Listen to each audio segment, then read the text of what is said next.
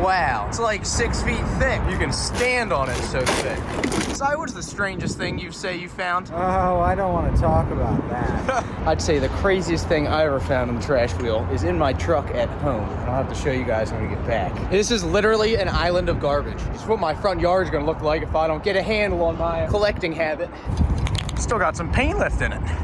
That's good stuff there. So what happens to all the garbage that we pick up out of the river and put in a dumpster and get it on land, you may ask? Well, we dump it back in the river so we have job security. I'm just kidding. Today, I'm hanging out with one of the hardest working, most famous people in all of Maryland, Mr. Trash Wheel. Lucky for us and the city, Mr. Trash Wheel is hungry, and there is about 25,000 plastic bottles behind me that will never make it to the ocean, thanks to Mr. Trash Wheel. This is one of the craziest, most iconic things about all of Baltimore City. It's got eyeballs, it looks like a monster, and it runs on the current of the river to pick up garbage. I personally have a lot of history with all of these trash wheel machines. The place where I tie my boat up is owned by the guy that actually invented and builds all of these. And I've actually helped build almost every one of these machines, and I've spent a lot of hours working on these machines, picking up garbage and everything out of the harbor. There's actually 5 of these machines worldwide now. 4 of them are here in Baltimore Harbor in Maryland. 1 of them is in Panama City,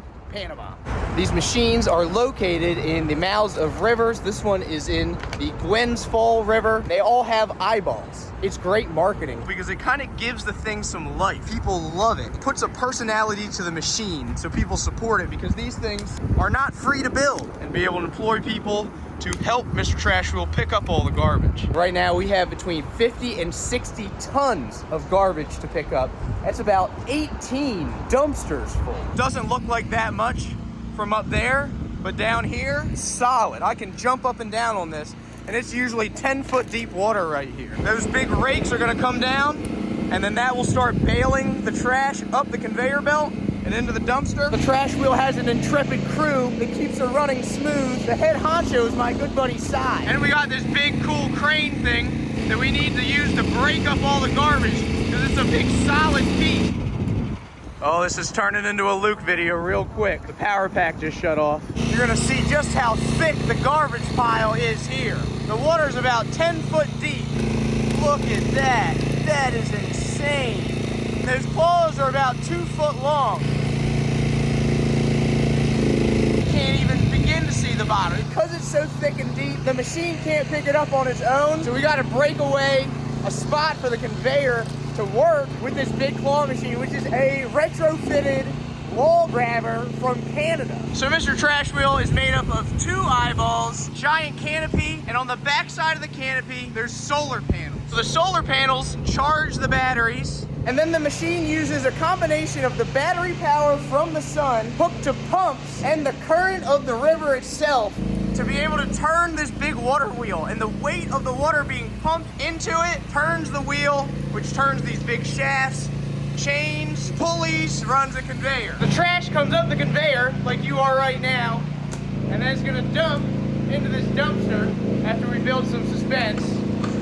My phone gets dumped in a dumpster, just like that.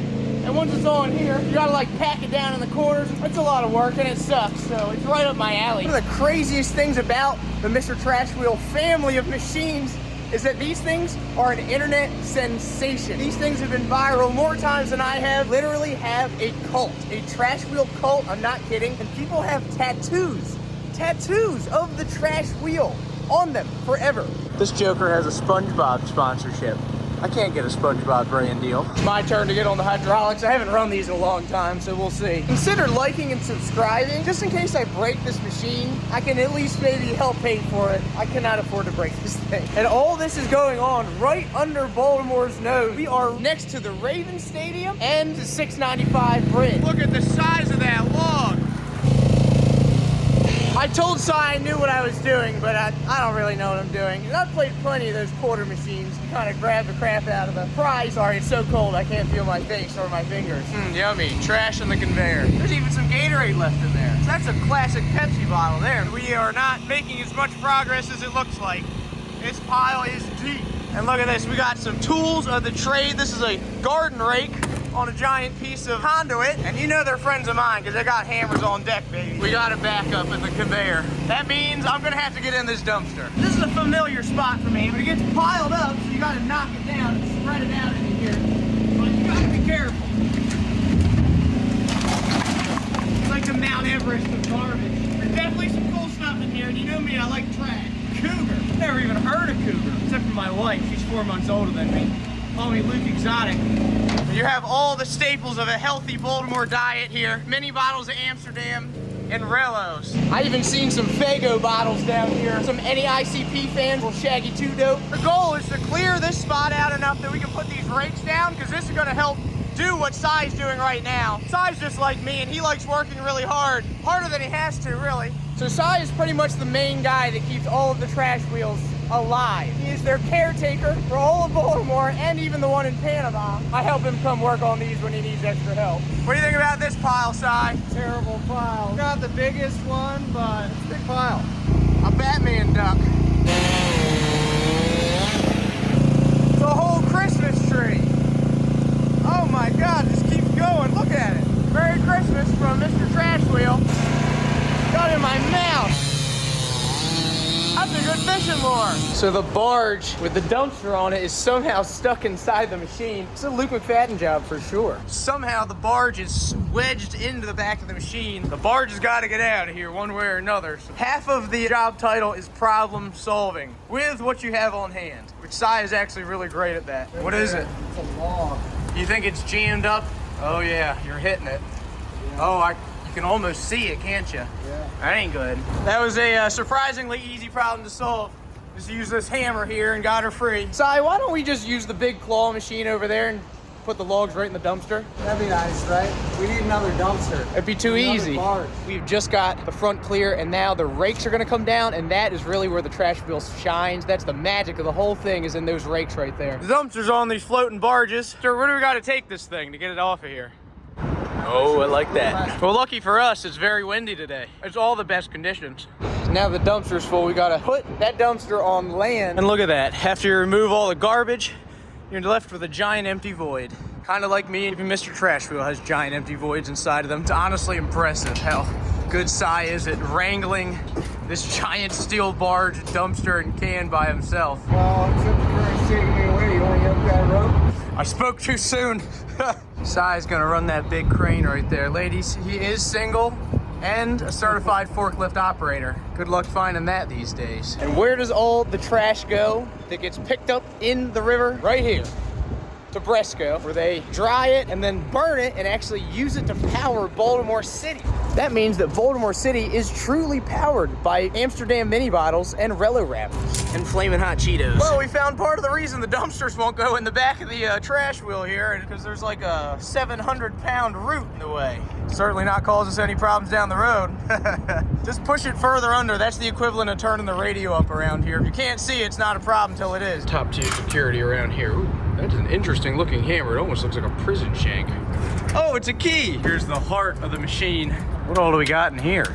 These are all solar charge controllers, buses running everything. A relay board lets me turn it on remotely. The inverter is running a bunch of electronics like the internet, cameras, so I can look at the machines with my phone. This is an AI edge computing setup that identifies all of the trash that they pick up and uploads it down into the cloud. Wow, that's crazy. Emergency button. We don't need that.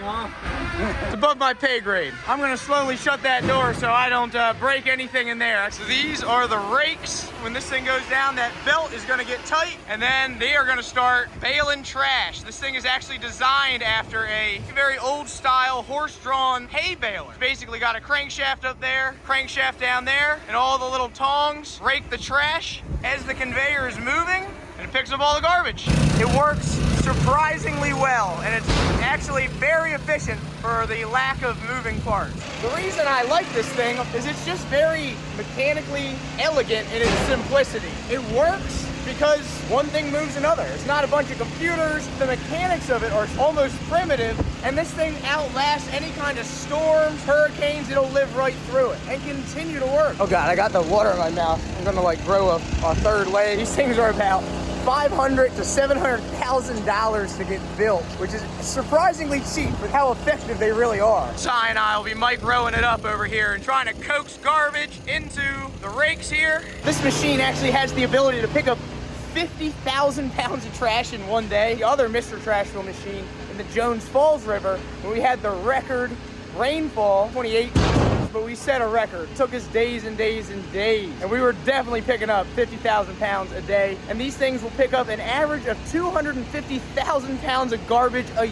year that's not going into the Chesapeake Bay and then in turn out into the ocean. These things are making an incredible positive impact on the environment, not to mention they're a social media star. I mean, come on now. $500,000 to $700,000 for the amount of trash these things keep from going into the ocean. These are a bargain, and I think every city in America should have at least one of them. This is not just a Baltimore problem. This is a problem in any city with a waterway. Now, I know it looks like all we're picking up is sticks right now, and that's because it's mostly all sticks. But in order to get all the trash, you gotta get up all the sticks. The machine does not see well enough, even with those big eyes, to distinguish sticks and trash. But the benefit is, it all burns the same, and it all is used to power the city. Sugar cookies. They must be some pretty tiny sugar cookies to fit in that package. It almost looks like we've done nothing, but 8 hours at least so far. And we put a good dent in it, considering the fact that every piece of it is 6 feet deep. We got 2 full dumpsters filled. We spent most of the day just trying to untangle the pile. And then once you get through that, you can load dumpsters pretty quick. I'm just too raccoon for my own good because everything in me just like wants to keep going. I got another dumpster in me, dude. I'm ready to go. I have maybe drank mini bottles 5 times in my life. There is more mini bottles that come up in the trash wheel than I've ever seen. They're just everywhere. There's literally hundreds and hundreds, mostly Amsterdam. Sire, are we really wrapped up for the day? It's not even dark. We didn't work 18 hours and we're not stumbling to some bar in town after working 18 hours. Sai has worked on the trash wheels since their conception. He built the prototype. What's the strangest PG thing you found in the trash wheel? Cash, guitar, we picked up kegs, we picked up a whole bunch of tires. A live ball python? Yep. If there's something that you think may come down the river here in Baltimore that I haven't mentioned, it may also come down the river here in Baltimore occasionally, if you get what I'm saying. But I'm not Logan Paul, so you're gonna have to put those pieces together yourself. Well, buddy, it was a hard day's work. Really, all in the name of keeping my office clean, so I appreciate it. Everything gets picked up here, doesn't end up in the bay or the ocean. So this is under the 695 bridge, and this is just upriver of the trash wheel. This is where all the trash comes down, flows through here. Under the bridge, under that bridge, and then right to the wheel. A little urban exploration. Hello? All right, we're good. And there she is. You do have to be really careful for these areas around here because there is a large homeless population. Drug epidemic is pretty bad here in a lot of parts of Baltimore, so always want to be safe. A real danger here, the flash floods. And that's what really creates those big tangled tree root messes. When this river flash floods, the water will be all the way up here to the road, bringing down everything in its way. The power of the water is incredible, and it doesn't discriminate. It brings everything, trees, trash, people, animals, get washed down the river in these flash floods. So here it is. This is the most expensive and definitely the most weird PG things I've found in the trash wheel. These are a set of Balenciaga sneakers. I thought for sure that they were fakes. These are from the Patapsco flea market, 1,000%. But after doing some research, I really think that they're real. A genuine pair of $1,000 Balenciaga tennis shoes. I don't know. Sounds like somebody in Baltimore got beat for their shoes and then they threw them in the river. We have them now, and they fit. I don't know why you would spend this much money on a set of shoes unless they were like the most durable shoes ever, and you would never have to buy another pair the rest of your life. So I think if they can handle walking, they can probably handle crabbing. I think they need a durability test.